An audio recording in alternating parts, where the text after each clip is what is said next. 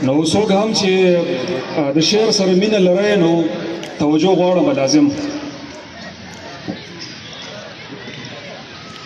که ټول اختیار د ژوندانه درکړي نو څه د خیال دی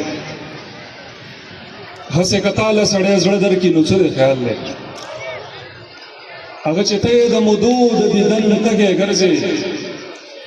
هغه که لپه کې اوبه درکړي نو څه د خیال دی او ځکه خوږو درله تراخه درکړل خو زوړ دستور دی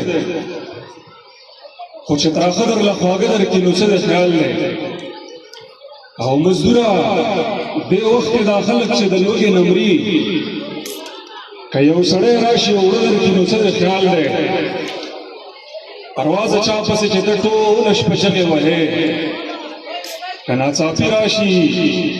او زړه درکړي نو څه د خیال دی سبحان صاحب په نوم باندې ویمه او وختي ملګري و هم ویل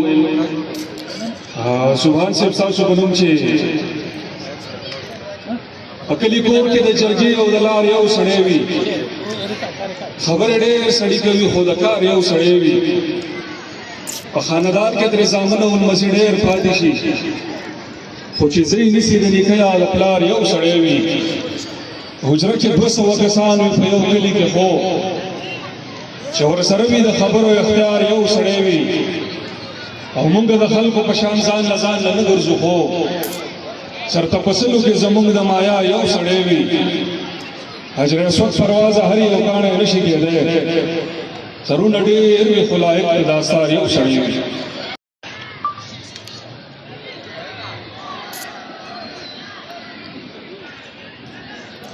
دغه شعرونه د صافي صاحب په فرمایش باندې وایم هغوی غوښتنه وکړه چې خوږو خوږو خلکو له دا خوږې خبرې ساته دلته څوک ستا انسانیت نه مني ښکرې ساته او د دې نه مخکې چې په ځمکه د لیوانو ښکار شي که د وخت څانګه ماتېده د فن وزرې ساته ما ته به پلار ویل چې مونږ منپرست خلک یو په کور کې خامخا یو لوس وینه کونترې ساته مور به مې وی چې یا به یم او یا به نه یم خو خوار یتیم ته د کور دواړه تمبې لرې ساته مشرۍ لور مې راته نن په ټېلیفون کې ویل چې خلک اخترې کوي او نور له باډرې ساته او دا پښتونخوا دا د ببرو شرو بازانو کور دی دلته چې ګرځې نو بڼې خپلې ببرې ساته پرواز ادا بې اجازې ماران څوک نه لوبوي ته خو یاران ساتې خو ځان یې له ډغرې ساته